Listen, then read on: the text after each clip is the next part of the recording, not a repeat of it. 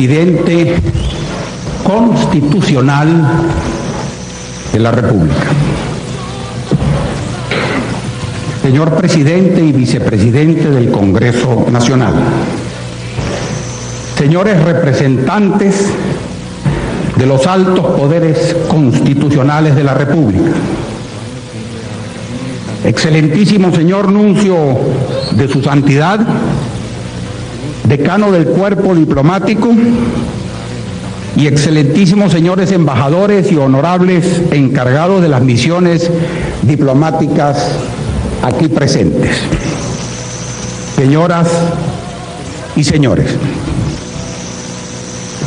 esta solemne celebración, la última del siglo, coincide con una hora menguada de la patria. Es una hora triste, tensa, bochornosa, preñada de peligros y de amenazas para los que queremos vivir en libertad y democracia bajo el imperio de la ley. No es hora de historias pasadas. La historia se está haciendo aquí y ahora.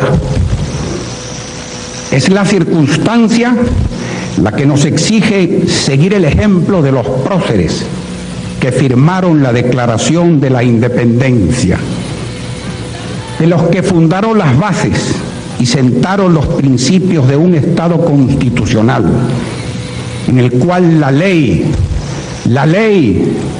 respetase la libertad y el honor, como decía una cancioncita que andaba por ahí corriendo en las calles de la Caracas entonces. Es la hora de hacer verdad el himno que hoy cantamos. Es hora de hacer como ellos, no de hablar de ellos, porque si no, seguiremos cantando que el vil egoísmo otra vez triunfa. Con el recuerdo de las heroicidades de los libertadores no vamos a exculpar las cobardías de hoy. Así no aprenderemos las lecciones que con el sacrificio de sus vidas nos dieron quienes firmaron el acta que acaba de ser leída.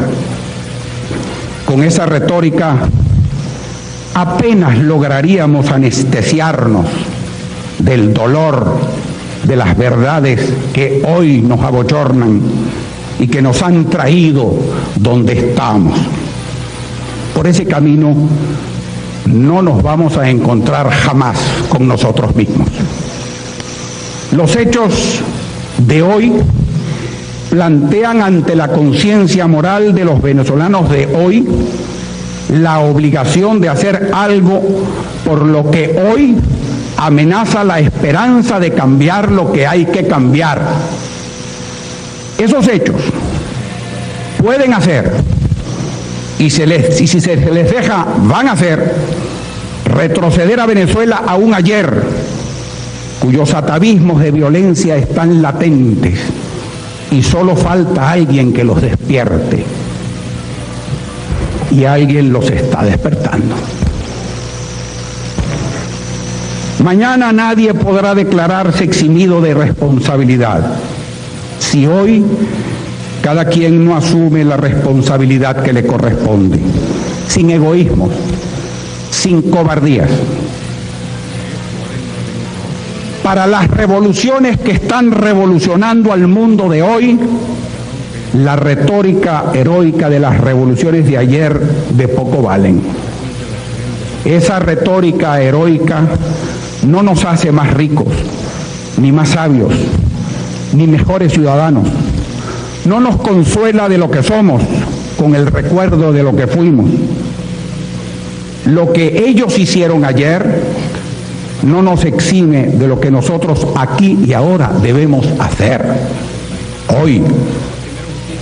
La valentía que vale en el mundo del siglo XXI no es la valentía del asaltante temerario, es la valentía del saber, la valentía del trabajo, la valentía del dominio de una tecnología que ha cambiado al mundo en los últimos años más que todos los cambios del milenio que concluye, y que va a cambiar la dinámica política de las sociedades humanas a extremos que la imaginación no alcanza a imaginar. Esa debe ser la valentía de los venezolanos, que tienen que ser valientes en el siglo XXI. Para ellos, para los venezolanos de mañana, los venezolanos de hoy y ahora, que tenemos alguna responsabilidad, debemos tener hoy y ahora el valor y la decisión que se necesita para enfrentarse a la orgía de insensatez demencial que nos empuja hacia atrás, que nos lleva a desandar caminos andados, que nos induce a repetir errores cometidos. Si los venezolanos nos dejamos alucinar por un demagogo dotado del talento de despertar odios y atizar atavismos de violencias, con un discurso embriagador de denuncia de corruptelas presentes y heroicidades pasadas, el año entrante Venezuela no va a entrar al siglo XXI. Se quedará rezagada en lo peor del siglo XX o retornará a lo peor del siglo XIX.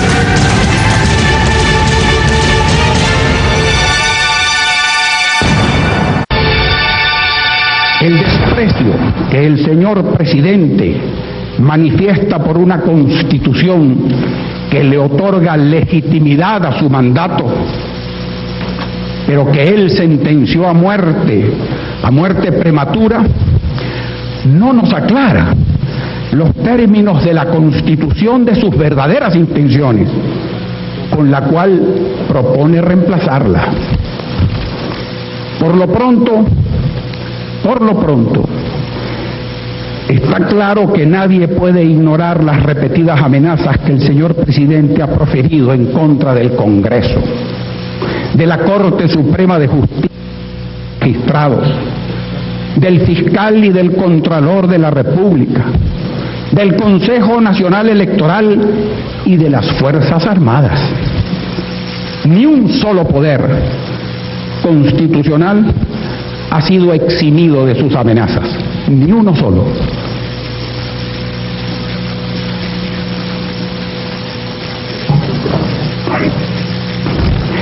Y no es que la imagen que el país tiene de esos poderes sea inmerecida, no.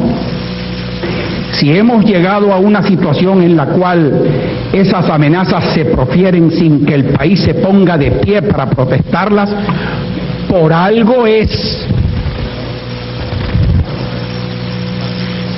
Pero estas no son las amenazas de un reformador de algo que se niegue tercamente a ser reformado. No, son los anuncios de un destructor. El señor presidente amenazó a la Corte Suprema de Justicia con lanzar a sus seguidores a la calle a manifestar en su contra si decidía un recurso interpuesto en forma que él consideraba contraria al pueblo. Y no pasó nada. Un pueblo en cuyo nombre dice hablar y del cual alega haber recibido. Yo llamo al orden al orador en virtud de que el señor presidente de la República y quienes estamos acá en la celebración de esta fecha patria no hemos venido a escuchar sus insultos contra el presidente de la República.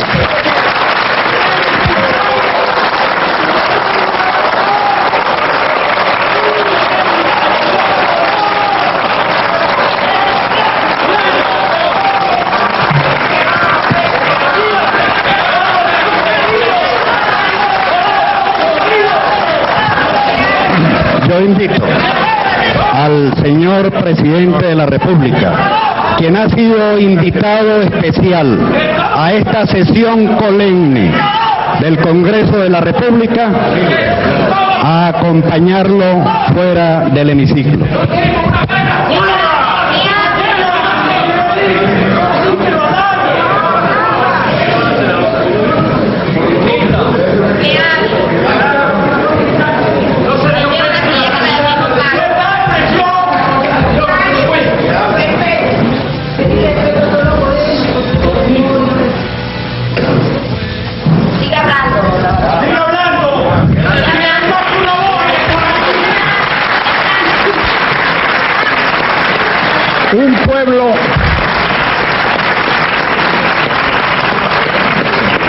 Un pueblo en cuyo nombre el señor presidente dice hablar y del cual alega haber recibido un mandato de poder absoluto, dictatorial.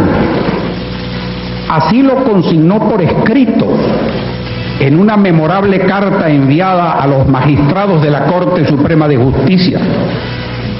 En esa carta, el presidente reclamó para sí la exclusividad en la conducción del Estado.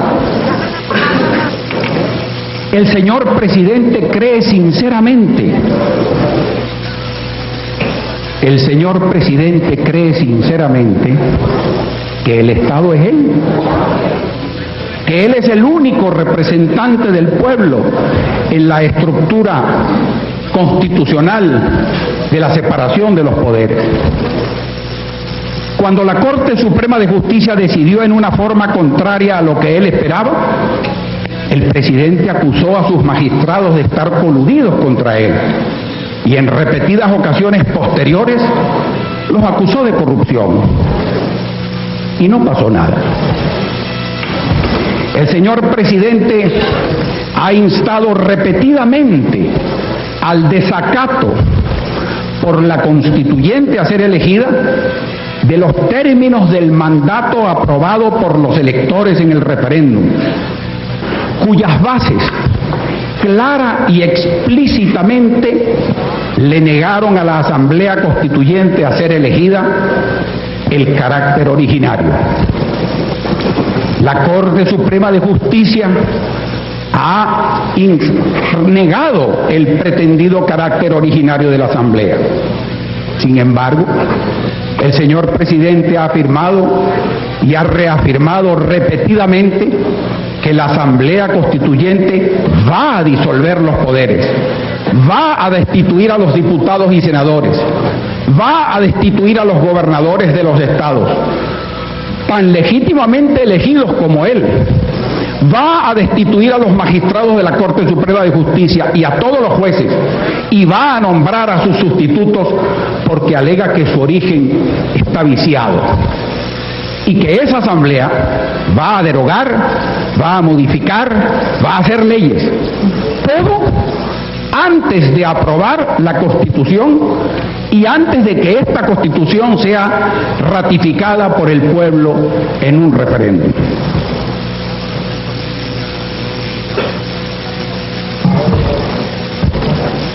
Nunca antes en la historia de Venezuela, salvo por supuesto en los días de Boves y Morales, se había hecho una prédica tan clara y tan abierta en favor del caos y de la anarquía. Nunca. Los más radicales revolucionarios han predicado un orden nuevo, pero orden. Nadie ha predicado el desorden, la incertidumbre y la arbitrariedad como ideales para construir una nueva república.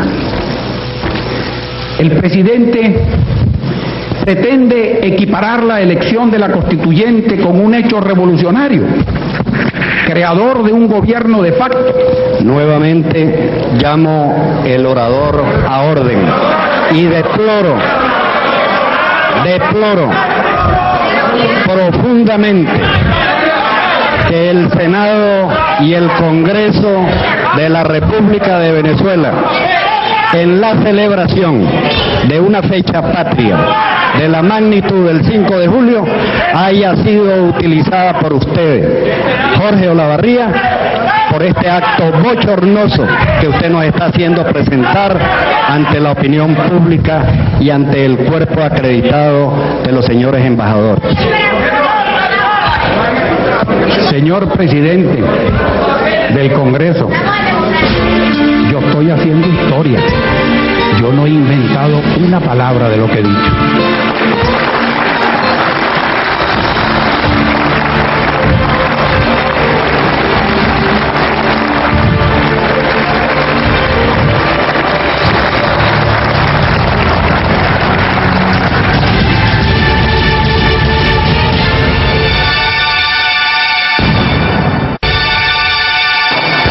presidente, repito, pretende equiparar la elección de la constituyente con un hecho revolucionario, creador de un gobierno de facto. Estamos ante la necesidad de desvelar un enorme engaño que nos está invitando a elegir no a unos representantes encargados de hacer una nueva constitución, a elegir a unos dictadores tumultuarios que amenazan abrir juicios populares a todo lo que ellos califiquen como corrupto, juicios en los cuales los principios cardinales del derecho que le han costado 2 milenios a la humanidad consagrar como derechos intangibles sean reemplazados por el trágico eufemismo de la justicia popular, que nunca, jamás ha sido justicia y que siempre, siempre ha terminado masacrando al pueblo en cuyo nombre dice hablar. Una asamblea dictatorial obediente a su voluntad, que tendrá, según dicen, el poder de disponer de nuestras vidas a su arbitrio, porque no estarán limitados por más ley que la voluntad de la mayoría.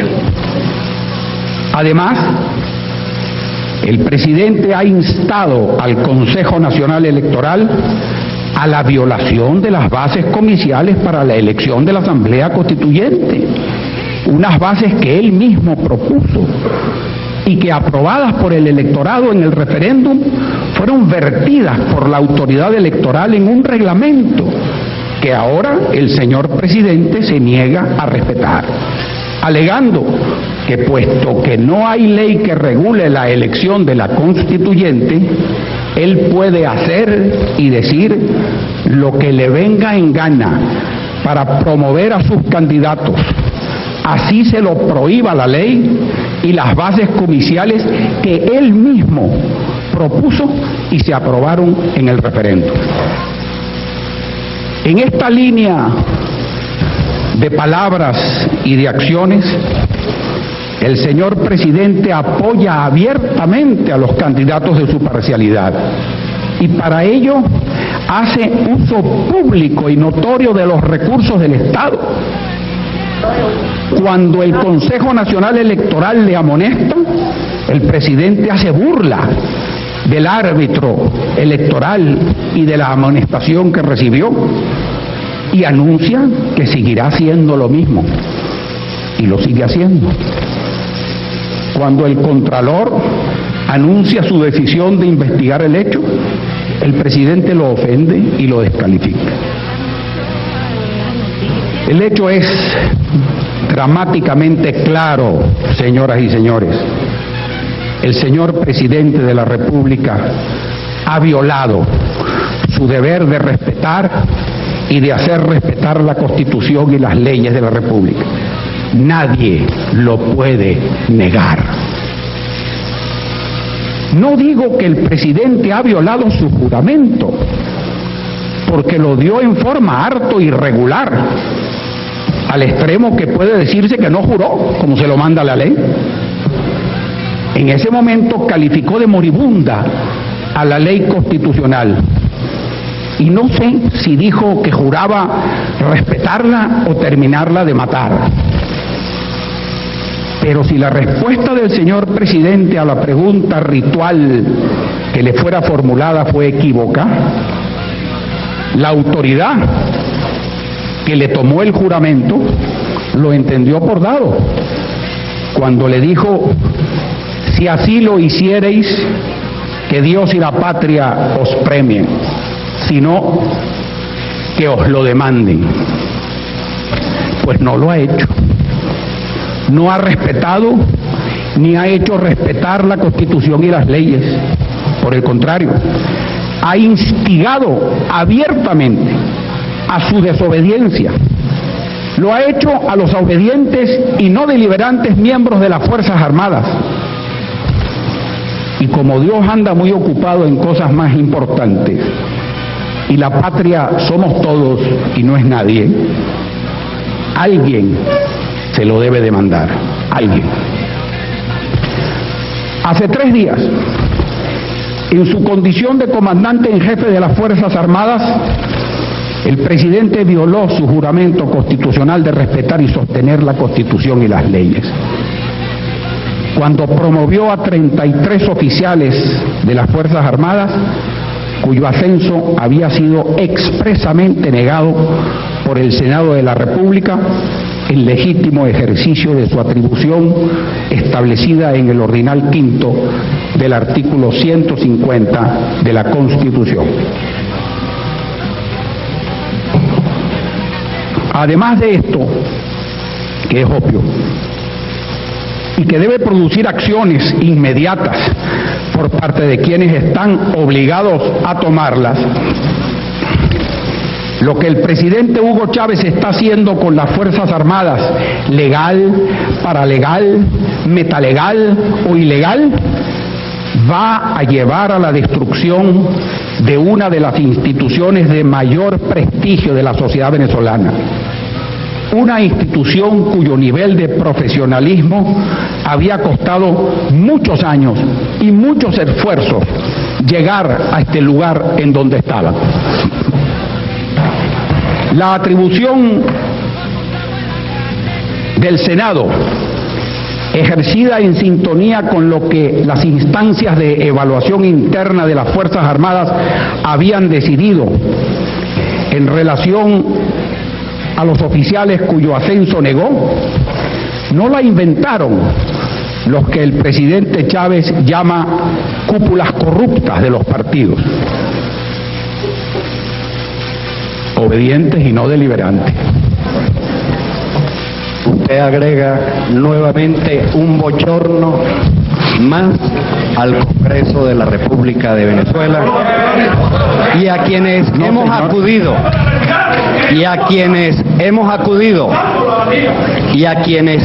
acudido a este salón en el día de más alta significación de la patria.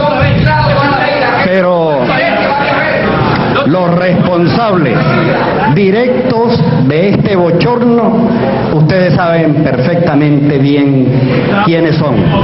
Los que han propuesto a este señor para que venga en el día de hoy a ensuciar, a enlodar una vez más el Congreso de la República de Venezuela.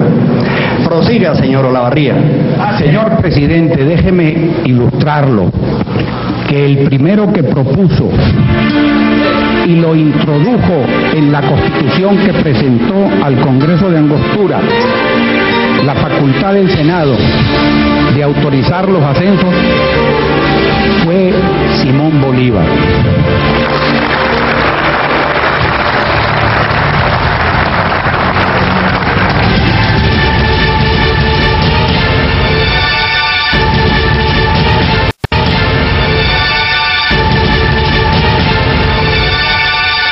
Desde el mismo inicio de su carrera militar, la preocupación de Bolívar por la disciplina del ejército y su acatamiento a la autoridad civil y constitucional fue constante. En 1813, después de la exitosa campaña guerrillera del Magdalena y de haber tomado Cúcuta, Bolívar se vio impedido de pasar a Venezuela por la actitud del coronel Castillo, a quien se le había nombrado como su segundo, y quien alegaba que Bolívar no podía legalmente llevar las tropas granadinas más allá de la frontera. Bolívar acató esto y se dirigió al Congreso de la Unión en solicitud del permiso correspondiente. Pero como se hizo evidente que la actitud de Castillo era obstruccionista y no legalista, Bolívar le escribió al presidente de la Unión: más que un raciocinio táctico o estratégico o político de la campaña que pensaba iniciar en Venezuela, le formula una declaración de principio extremadamente importante. Le dice: no hay Estado beligerante sin ejército y no hay ejército sin disciplina. Este primer incidente de la carrera de Bolívar, de la carrera militar, revela la constante de una firme convicción en la disciplina del ejército como condición de su misma existencia y de su sumisión al poder civil como requisito de su carácter republicano y constitucional, que era la razón por la cual había ejército y se luchaba. La disciplina del poder militar y su razón de ser como brazo armado de una república constitucional por la cual se luchaba fueron los dos pilares del pensamiento de Bolívar en materia militar y la constante de su vida.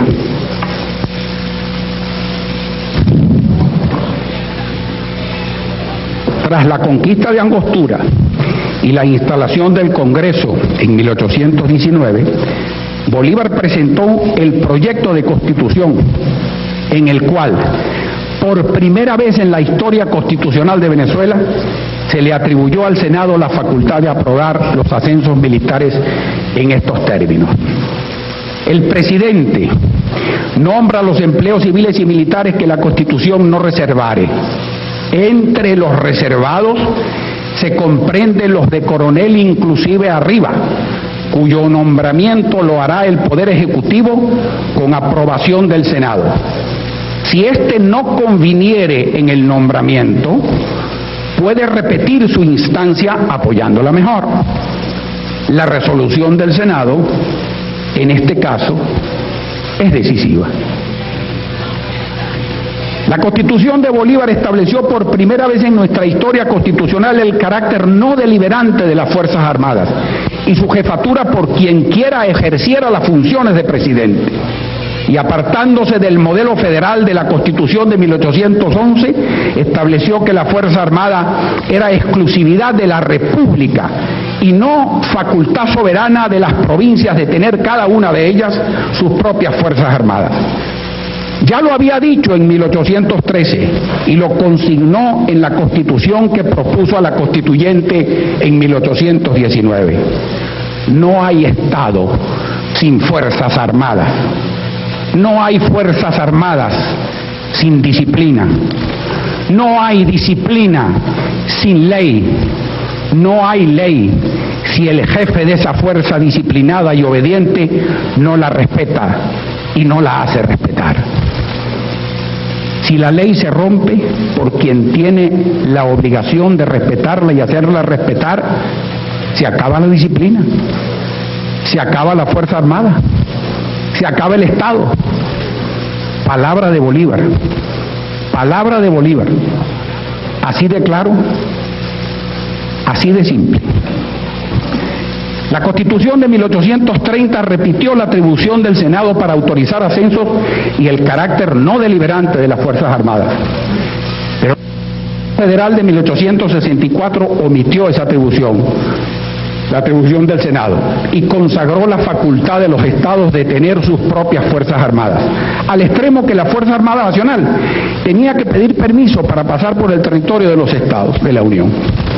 Esa fue una de las causas que llevaron al enguerrillamiento crónico que le siguió hasta que en 1908 Gómez tomó el poder y empezó a desmontar la disgregación implícita en el modelo federal y acabó con los caudillos. Y esa fue la razón de la proliferación de rangos militares otorgados por el mariscal Falcón y por los presidentes que le siguieron, por lo cual, para los fines del siglo pasado, Venezuela tenía más generales y coroneles que soldados y no tenía ejército. Los ejércitos de entonces eran los partidos de entonces, eran partidos armados, eran fuerzas de ocupación al servicio de Guzmán Blanco o de Crespo, pero no de la nación y mucho menos de sus instituciones. Llegar a eso, un ejército permanente institucional, parecía entonces una quimera. Regresar a eso parecía hasta antes de ayer una imposibilidad. Pero ese es el camino por el cual vamos. Por lo pronto, ya tenemos más coroneles y generales de aviación que aviones, y más almirantes y capitanes de navío que navío.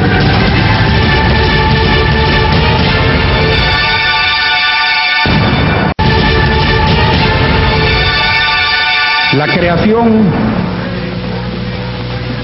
de un ejército profesional permanente y nacional se inició a comienzos de siglo. Cuando Gómez apartó a Castro del poder, inició con energía y con decisión la integración de las viejas montoneras del siglo pasado en un ejército homogéneo, tecnificado y moderno. El paso fundamental se dio cuando el 5 de julio de 1810 se inició el primer curso en la Escuela Militar de la Planicie. Algunos de los responsables visibles de este proceso confuso se conocen. El general Francisco Linares Alcántara había estudiado y se había graduado en West Point. El general Félix Galaviz, el coronel chileno Samuel McGill. Y los más visibles de las etapas posteriores fueron el general Eleazar López Contreras y el entonces teniente coronel Isaías Medina Angarita, quien se había graduado en la escuela militar y había sido muchos años su profesor. Y el hecho fue que se llegó a la muerte de Gómez en 1935 con una estructura fundamental de un ejército profesional con espíritu y reglamentación de permanencia institucional. Ese ejército disciplinado fue lo que hizo posible que el general Eleazar López Contreras realizara las grandes transformaciones que eran necesarias para cambiarle el carácter dictatorial del régimen en el cual él se había formado y para que refundara la democracia venezolana en el siglo XX. El general López Contreras heredó una estructura de poder militar que le hubiera permitido prolongar el régimen autocrático. No lo hizo así. Y uno de los primeros indicios que dio el general López Contreras de su carácter liberal, de sus intenciones democráticas, fue cuando después de la muerte de Gómez se quitó el uniforme y entró a Caracas como presidente de la República vestido de civil. Un detalle que merece ser recordado en estos momentos cuando se están dando indicios en contrario.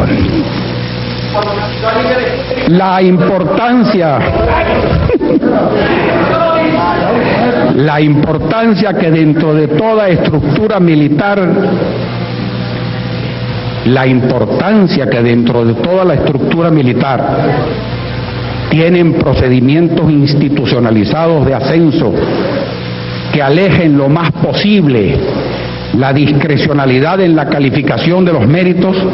Repito, la importancia que dentro de toda estructura militar tienen los procedimientos institucionalizados de ascenso que alejen lo más posible la discrecionalidad en la calificación de los méritos, se pone de manifiesto con un incidente, un detalle interesante.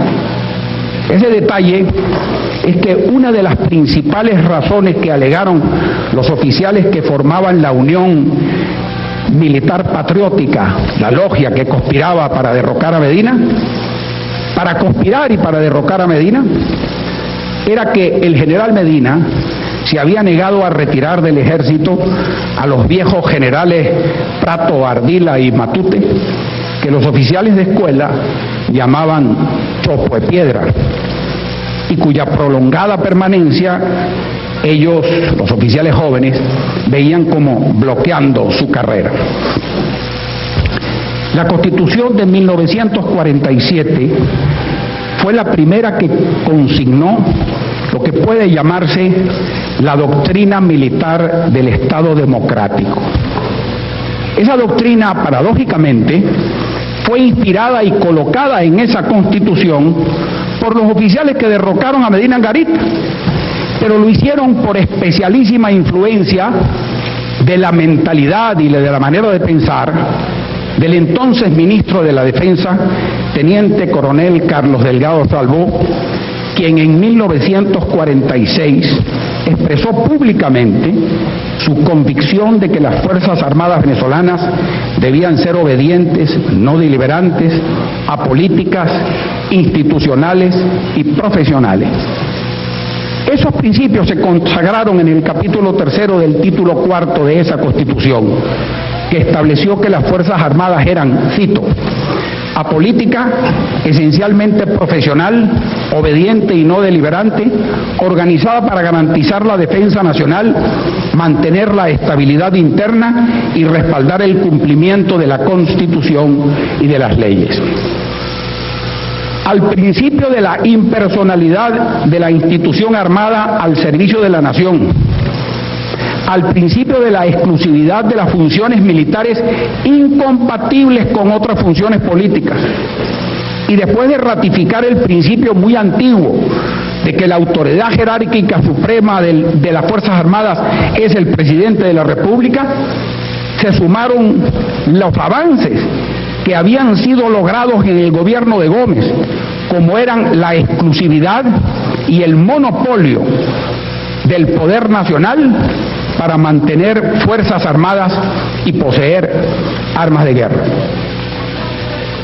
El apoliticismo de las Fuerzas Armadas quedó sentado claramente en el artículo 99 de esa Constitución, y los mecanismos institucionales y legales y no discrecionales de ascenso recibieron jerarquía constitucional al establecerse en el artículo 101 que los grados militares solo podrán obtenerse conforme a la ley, ratificando el principio bolivariano de la atribución al Senado de autorizar los ascensos. La doctrina militar del Estado democrático quedó muy bien consignada en la Constitución de 1961. En su artículo 132, que establece con admirable elocuencia que las Fuerzas Armadas forman una institución apolítica, obediente y no deliberante, organizada por el Estado para asegurar la defensa nacional, la estabilidad de las instituciones democráticas y el respeto a la Constitución y las leyes, estableciendo que el acatamiento de las Fuerzas Armadas a la ley, está por encima de cualquier otra obligación, reafirmando que están al servicio de la República y en ningún caso al de una persona o parcialidad política. Personalmente yo pienso que el carácter no deliberante de las Fuerzas Armadas es indispensable para el mantenimiento de su disciplina. Y esa disciplina es indispensable para la estabilidad de cualquier orden de gobierno, democrático o no. Pero aunque no pensara así, el hecho es que hoy la Constitución y la ley orgánica de las Fuerzas Armadas vigentes así lo mandan. Las Fuerzas Armadas no son deliberantes. El mero anuncio del presidente Chávez de convocar a una asamblea militar para que los militares le hablen al país es otra violación a la ley y a la Constitución.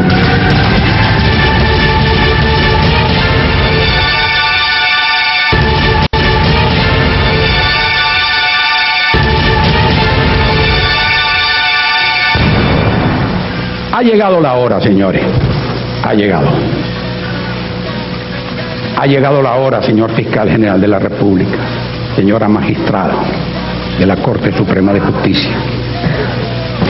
Ha llegado la hora de recordarle al presidente que los poderes que él ofende, que él amenaza, merecen tanto respeto como el señor presidente tiene derecho de esperar de ellos y de todos nosotros. Pero esos poderes, además de ser acreedores del respeto, tienen un poder y unas facultades positivas que el presidente no debe desconocer ni menospreciar. El artículo 192 de la Constitución establece El presidente de la República es responsable de sus actos de conformidad con esta Constitución y estas leyes. El artículo 121 de la Constitución advierte que el ejercicio del poder por el presidente de la República acarrea responsabilidad individual por abuso de poder o por violación de la ley. El artículo 46 de la Constitución establece que si el presidente de la República ordena o ejecuta un acto que viole o menoscabe los derechos garantizados por la Constitución, incurre en responsabilidad penal, civil y administrativa, según los casos. La responsabilidad penal del presidente de la República no es inmune a las consecuencias de la comisión del delito de abuso de autoridad por actos arbitrarios y del delito de incitación a la desobediencia de las leyes. La Corte Suprema de Justicia, en pleno, tiene competencia para declarar si hay o no méritos para el enjuiciamiento del presidente de la República. La ley establece que la acusación del presidente de la República ante la Corte Suprema de Justicia es derecho de cualquier ciudadano. El Ministerio Público también tiene esta facultad, según lo establece el artículo 220, ordinal quinto de la Constitución. A la acusación deberán acompañarse los documentos, testimonios, informaciones de nudo hecho u otros medios de prueba que acrediten los hechos sobre los cuales ha de versar el juicio. Recibida la acusación, la Corte Suprema de Justicia debe decidir si hay o no méritos para proseguir el enjuiciamiento dentro de las 10 audiencias siguientes a su presentación.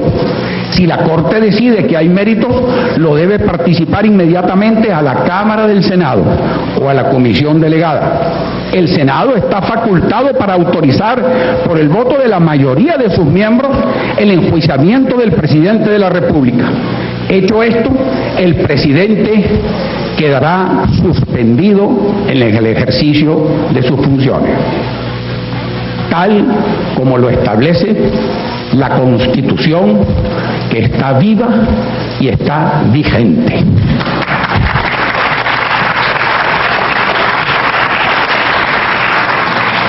El presidente ha dicho reiteradamente que no le importa que lo enjuicie. A quienes me escuchan,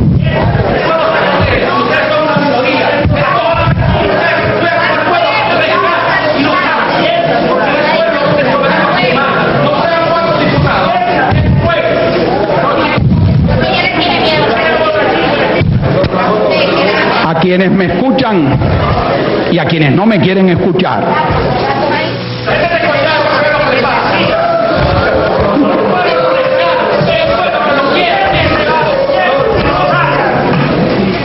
repito, a quienes me escuchan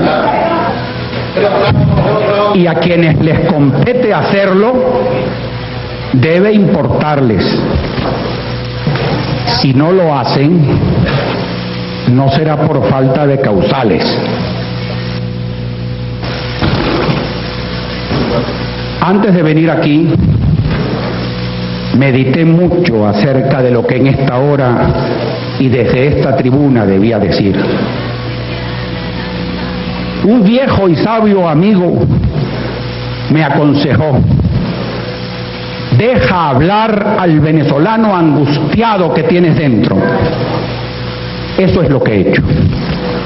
Yo no sé si he acertado con lo que se debe o no se debe decir en este momento. Solo sé que he hablado como mi conciencia me lo manda. Eso me basta. ¿Qué más se puede decir para sacudir a los venezolanos que me escuchan y sacarlos de su apatía, de su conformismo, de su cobardía cívica? Para alertarlos de lo que puede suceder y va a suceder si se deja pasar lo que se está diciendo y se está haciendo.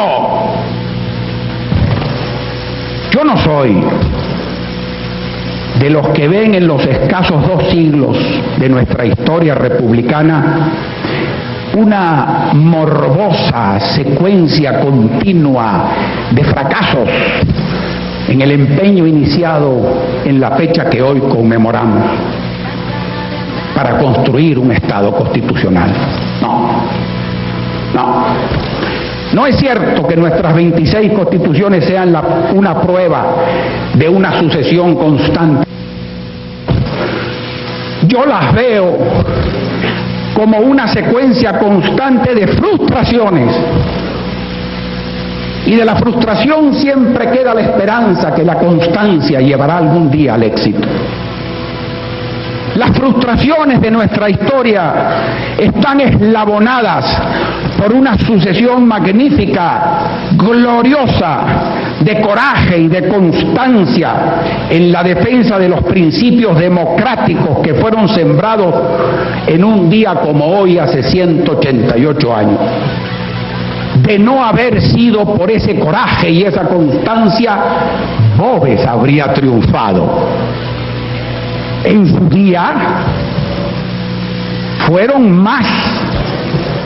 fue mayoría la que siguió a Boves y minoría la que seguía a Bolívar. Pero para nuestra fortuna, no todos los venezolanos de entonces se hicieron soldados de Boves, y no todos los venezolanos de hoy son como los que ayer siguieron a Boves. He dejado hablar al venezolano angustiado que tengo dentro, porque no somos pocos los venezolanos que estamos angustiados por las tempestades que van a provocar los vientos de odio y de ilegalidad y de violencia sin razón ni sentido que hoy se están sembrando. Es a esos venezolanos angustiados a los cuales le he hablado para ver si encuentro en ellos alguna empatía de mi angustia. Pero no es por ellos ni para ellos que he hablado. He hablado por mis hijos, por mis nietos, por los hijos y los nietos de todos los que tienen hijos y nietos. Por ellos he hablado. Ellos son los que van a vivir en la Venezuela del próximo siglo.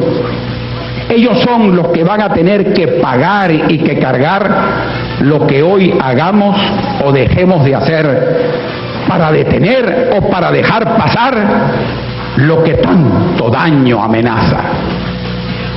Mañana, mis hijos y mis nietos no me podrán reclamar el no haber dicho lo que debía decir cuando pude y debí decirlo. Ya lo dije, yo cumplí, ahora les toca a ustedes.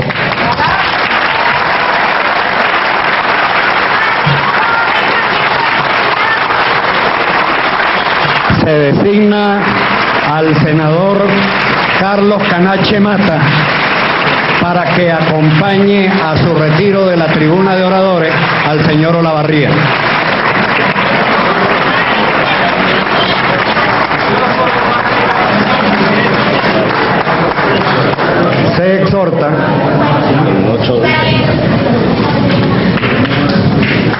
Se exhorta a la comisión anteriormente designada a acompañar al ciudadano presidente de la República, Hugo Rafael Chávez Frías, a su retiro del hemiciclo.